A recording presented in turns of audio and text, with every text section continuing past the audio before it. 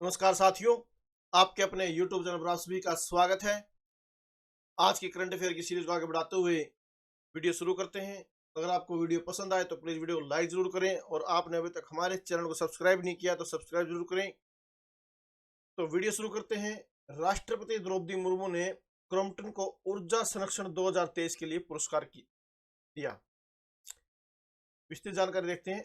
भारत के उपभोक्ता विद्युत उद्योग में अग्रणी खिलाड़ी Crompton Greaves consumer electrical limited CGCEL को प्रतिष्ठित राष्ट्रीय ऊर्जा संरक्षण पुरस्कार 2023 से सम्मानित किया गया है।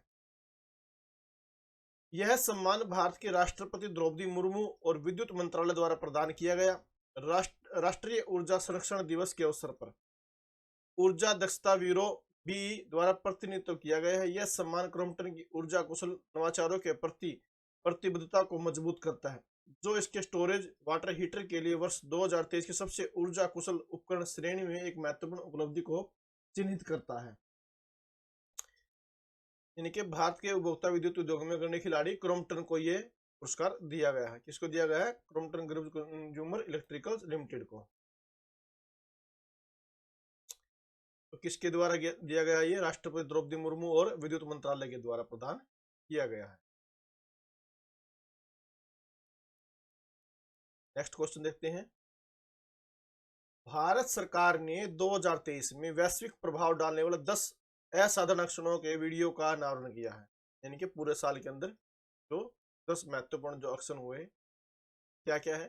भारत सरकार ने हाल ही में एक सम्मोहक वीडियो का अनावरण किया जो 10 असाधारण अक्षरों को दर्शाता है। जब भारत ने 2023 में वैश्विक मंच पर एक अमिट छाप छोड़ी थी, अभूतपूर्व अंतरिक्ष अन्वेषण से लेकर आर्थिक प्रगति तक, वीडियो देश की उल्लेखनीय प्रगति और योगदान को दर्शाता है। इसके अंदर क्या क्या है देखिए। 10 बार जब भारत ने 2023 में दुनिया को चौंकाया। पहला है चंद्रयान 3 के चंद्रमा के दक्षिणी ध्रुव पर ऐतिहासिक लैंडिंग। भारत अग्रणी दुनिया में सबसे तेज 5G रोल आउट। सर्ववेद महामंदिर विश्व का सबसे बड़ा ध्यान केंद्र। PM मोदी ने दुनिया के सबसे लंबे गंगा नदी क्रूज को हरी झंडी दिखाई। गिनीज वर्ल्ड रिकॉर्ड, UN में PM मोदी का योग स्तर। एयर इंडिया रिकॉर्ड तोड़ विमान डील। भारत की बढ़ती अर्थव्यवस्था, दुनिया में सबसे तेजी से बढ़ती अर्थव्यवस्था। डिजिटल भुगतान नेतृत्व। सूरत का वास्तुशिल्प चमत्कार, दुनिया सबसे बड़ा कार्यालय भवन। उत्तर प्रदेश में अयोध्या के दीपोत्सव में 22 लाख दियों के साथ गिनीज वर्ल्ड रिकॉर्ड। तो ये 10 महत्वपूर्ण जो चीजें हमारे देश में हुई है उनके विस्तृत जानकारी दी गई है।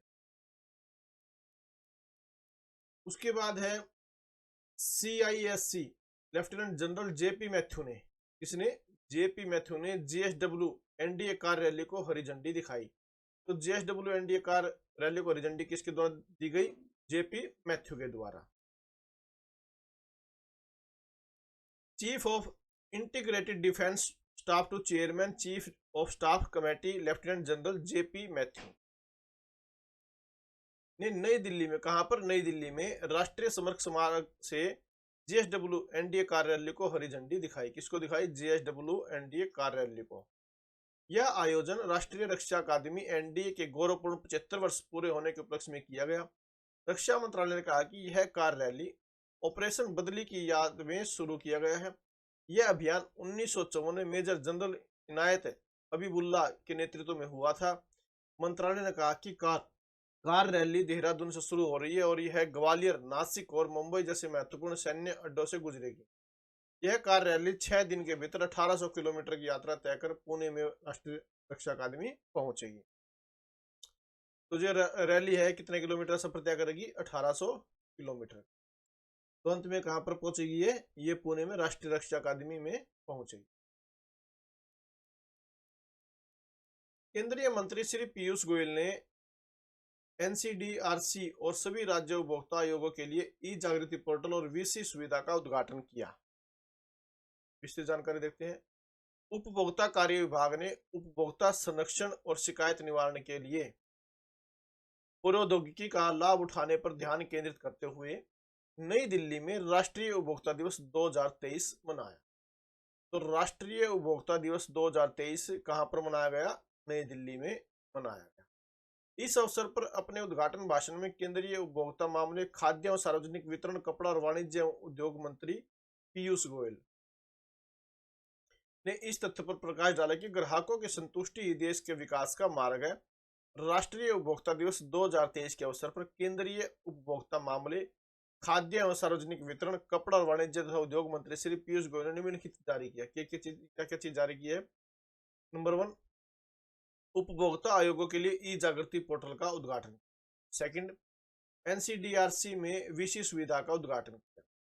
नेशनल टेस्ट हाउस में ड्रोन प्रमाणन सुविधा का उद्घाटन। राष्ट्रीय उपभोक्ता हेल्पलाइन 2.0 का उद्घाटन किया। नेशनल टेस्ट हाउस में नई प्रयोगशालाओं का उद्घाटन। मुंबई में घरेलू उपकरण परीक्षण प्रयोगशाला और गुवाहाटी में ट्रांसफार्मर परीक्षण सुविधा शुरू की। जयपुर में जैविक खाद्य परीक्षण प्रयोगशाला। ईवी परीक्षण में आपसी सहयोग के लिए एनटीएच और आरआरएसएल के बीच समझौता ज्ञापन का आदान प्रदान किया गया। तो नेक्स्ट क्वेश्चन देखते हैं क्या है। गुजरात में मुख्यमंत्री भूपेंद्र पटेल ने 20वें न्यूरो अपडेट 2023 सम्मेलन का उद्घाटन। तो गुजरात के मुख्यमंत्री कौन है? भूपेंद्र पटेल। उन्होंने 20वें न्यूरो अपडेट 2023 सम्मेलन का उद्घाटन किसके द्वारा किया गया? ये भूपेंद्र पटेल के द्वारा। कहां पर किया गया? ये गुजरात के अंदर किया गया।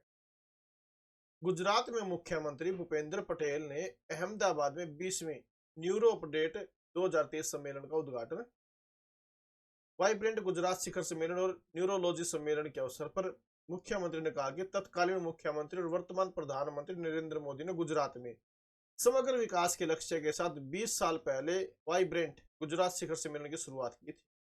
इस वैश्विक शिखर सम्मेलन के लाभ आज स्वास्थ्य, दवा उद्योग और रसायन सहित विभिन्न क्षेत्रों में स्पष्ट दिखाई दे रही है। इस सम्मेलन में न्यूरोलॉजी में व्यवहारिक दृष्टिकोण विषय पर न्यूरोलॉजी के क्षेत्र में प्रसिद्ध डॉक्टरों द्वारा चर्चा और भाषण दिए जाएंगे। इस सम्मेलन में अहमदाबाद एसोसिएशन ऑफ फिजिशियन के सदस्य और देश भर से न्यूरोलॉजी के डॉक्टर, प्रोफेसर और अन्य पेशेवर मौजूद थे। तो भाई भूपेंद्र पटेल ने अहमदाबाद में 20वें न्यूरो अपडेटेड 2023 का उद्घाटन किया। ये यहां से क्वेश्चन बन गया।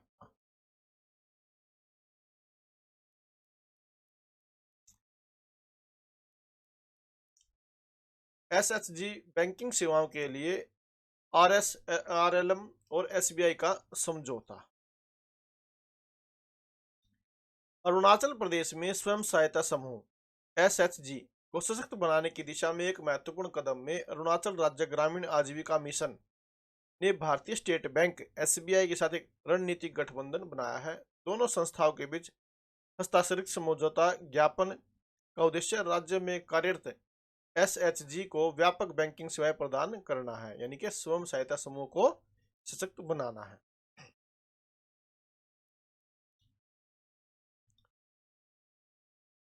शस्त्र रामानुजन पुरस्कार 2022 और 23। कुंभकोणम में सशस्त्र परिसर में एक प्रतिष्ठित समारोह में 2022 और 2023 के लिए सशस्त्र रामानुजन पुरस्कार बर्कले में कैलिफोर्निया विश्वविद्यालय से संबद्ध गणितज्ञ युनकिंग तांग और रुक्सी यांग झांग को प्रदान किए गए हैं। 2005 में सशस्त्र द्वारा स्थापित पुरस्कार 32 वर्ष में कम आयु के व्यक्तियों को सम्मानित करते हैं जिन्होंने गणित के क्षेत्र में उल्लेखनीय योगदान दिया है।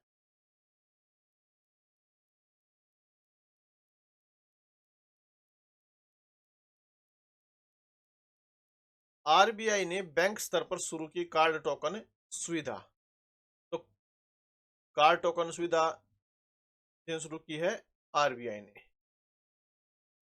आरबीआई ने बैंकों व अन्य संस्थानों के स्तर पर कार्ड ऑन फाइल टोकन सुविधा शुरू की है। इसकी मदद से ग्राहक अपने डेबिट या क्रेडिट कार्ड का टोकन बनाकर उसे विभिन्न ई कॉमर्स ऐप के खातों से जोड़ सकेंगे। साथ ही कार्ड का वास्तविक विवरण दिए बिना ऑनलाइन भुगतान कर सकेंगे। व्यवस्था लागू होने से डाटा चोरी व वित्तीय धोखाधड़ी से बचाव हो सकेगा।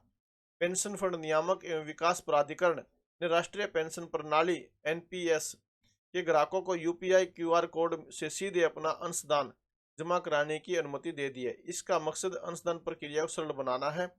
नई व्यवस्था के तहत ग्राहक अपने अंशदान को स्थानांतरित करने के लिए यूपीआई क्यूआर कोड का उपयोग करेंगे।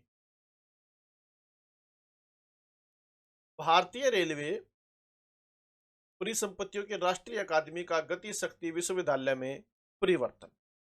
रेल मंत्रालय ने वडोदरा स्थित राष्ट्रीय भारतीय रेलवे अकादमी से सभी संपत्तियों को गति शक्ति विश्वविद्यालय जीएसवी को सौंपने का निर्देश जारी किया है। यह निर्देश नवकल्पित केंद्रीय विश्वविद्यालय को बढ़ावा देने के प्रधानमंत्री नरेंद्र मोदी के दृष्टिकोण के अनुरूप है। यह कदम एनएआईआर की प्रतिष्ठित विरासत को प्रभावित करने के लिए तैयार है, जो कई दशकों से रेलवे अधिकारियों के लिए एक महत्वपूर्ण प्रशिक्षण सुविधा है।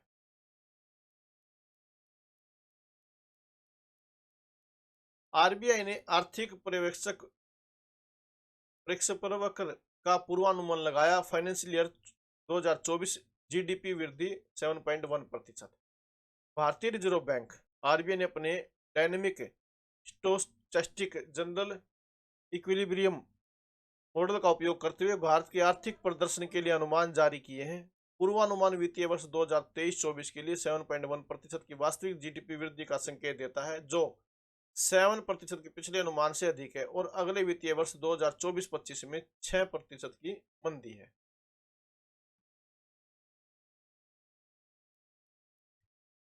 औद्योगिक जल उपयोग दक्षता के लिए एनटीपीसी कांटी को मिली फिक्की वाटर अवार्ड 2023।